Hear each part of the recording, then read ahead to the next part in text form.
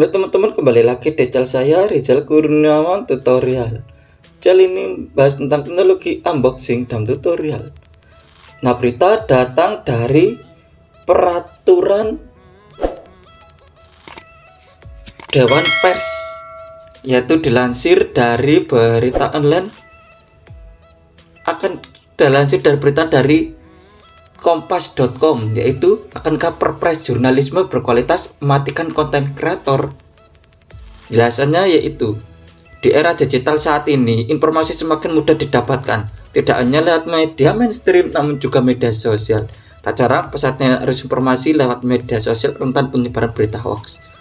Oleh karena itu, guna mengurangi kegaduhan tersebut, Dewan Pers sebagai lembaga independen yang menangani urusan pengembangan dan pelindungan pers di Indonesia baru saja mengusulkan Perpres jurnalisme berkualitas.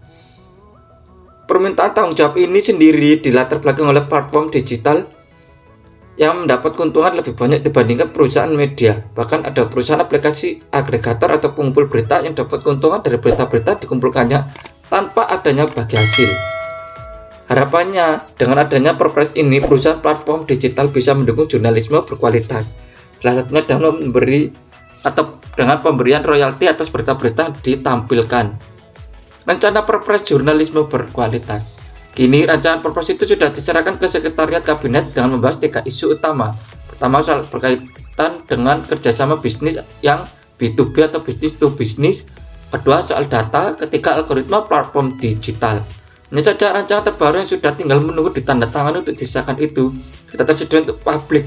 Yang ada hanya rancangan tanggal 17 Februari 2023 yang disetujui oleh Ketua dan anggota Dewan Pers serta Asosiasi Jurnalis dan Perusahaan Media. Pemerintah mencoba membangun berkelanjutan industri media di tengah disrupsi digital, sehingga kerjasama bisnis menjadi hal yang paling penting antara industri media dan platform digital. Perpres bakal mengatur terkait konten-konten berita berdasarkan perusahaan pers. Kemudian platform juga bisa melakukan semacam filtering mana konten yang sifatnya news dan mana yang bukan, sehingga konten yang bersifat news inilah yang dikomersialisasi. Soal algoritma, aturan ini digunakan untuk mencegah tersebarnya konten yang potensial mengandung hoax, misinformasi, disinformasi, atau yang tidak sejalan dengan Undang-Undang UU Nomor 40 Tahun 1999 tentang pers serta kode etik jurnalistik. Untuk mengenal Perpres ini, ada pula wacana pembentukan komite independen. Isinya diusulkan ada 11 orang, 5 orang dari Dewan Pers, 5 orang dari pakar yang tidak terafiliasi oleh industri media dan tidak terafiliasi oleh platform media sosial, dan 1 unsur dari kementerian. Komite akan bekerja dan dipilih untuk 3 tahun sekali. Tugas komite itu adalah mengawasi konten. Jika ada yang menurut komite ini harus ditertibkan, mereka akan melaporkan ke Menteri Kominfo, dan oleh Menteri akan dipakai perangkat-perangkat yang selama ini dimiliki baik perangkat hukum, regulasi, termasuk juga wewenang ada di Kominfo untuk misalnya memfilter ataupun mencegah konten-konten yang bisa menyebar. Tak sejalan dengan misi Google, draft Perpres jurnalisme berkualitas ini pun akhirnya menjadi perhatian Google. Raksasa teknologi ini lewat blog yang ditulis VP Government Affairs and Public Policy menyebut Perpres itu tidak jalan dengan misinya. Google mengatakan peraturan ini dapat membatasi keberagaman sumber berita bagi masyarakat. Sebab negara memberikan kekuasaan kepada sebuah lembaga non-pemerintah untuk menentukan konten yang boleh muncul secara daring dan milik penerbit berita boleh meraih penghasilan dari iklan. Misi Google adalah membuat informasi mudah diakses dan bermanfaat bagi semua orang. Jika disahkan dalam versi sekarang, peraturan ini dapat langsung mempengaruhi kemampuan Google untuk menyediakan sumber informasi daring yang relevan, kredibel, dan beragam bagi penggunanya di Indonesia. Google merinci setidaknya ada 2 dampak yang bakal terjadi jika aturan dalam Perpres itu disahkan. Pertama, Perpres itu akan membatasi berita yang tersedia secara daring. Kedua, aturan itu mengecam eksistensi media dan kreator berita. Peraturan ini hanya menguntungkan sejumlah kecil penerbit berita dan membatasi kemampuan Google untuk menampilkan beragam informasi dari ribuan penerbit berita lainnya di seluruh Nusantara, termasuk merugikan ratusan penerbit berita kecil di bawah naungan Serikat Media Cyber Indonesia atau SMSI. Masyarakat Indonesia yang ingin tahu berbagai sudut pandang pun akan dirugikan karena mereka akan menemukan informasi yang mungkin kurang netral dan kurang relevan di internet. Media dan kreator berita adalah sumber informasi utama bagi masyarakat Indonesia.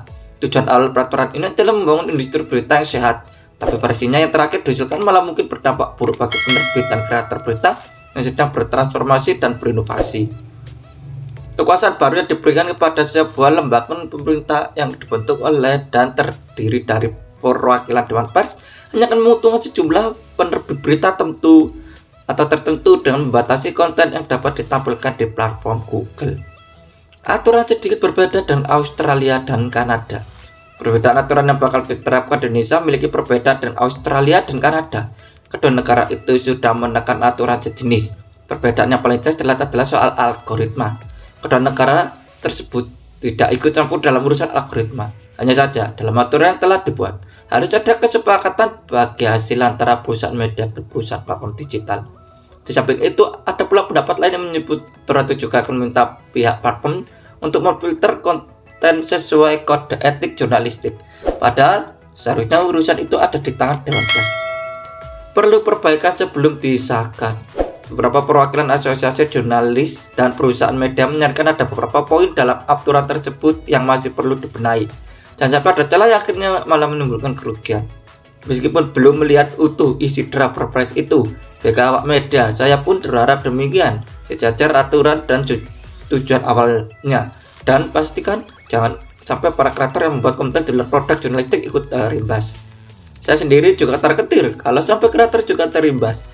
Konten saya sebagai kompasioner atau sebuah penulis di Kompasiana bisa jadi kena cekal dan terancam tidak terindeks karena tidak sesuai dengan kode etik jurnalistik. Dan bagi saya juga seorang konten kreator yang suka membawakan berita tentang digital ataupun yang lainnya juga pasti terdampak dengan aturan tentang rancangan Perpres jurnalisme berkualitas ini ya. Nah, apakah Perpres jurnalisme ini malah mematikan konten kreator? Jangan sampai ini disahkan terlalu cepat atau terlalu dini ya. Ini bisa menguntungkan sebagian pihak saja atau malah bisa merugikan sebagian pihak saja juga ya. Nah, itu tadi adalah berita yang datang dari akankah Perpres jurnalisme berkualitas mematikan konten kreator. Nah, terima kasih sudah tonton channel ini. Jangan lupa klik subscribe, like, comment, dan share, dan tekan tombol loncengnya agar selalu dapat notifikasi tentang video-video saya tentang teknologi, unboxing, dan tutorial. Dan agar channel saya terus kembang. Terima kasih.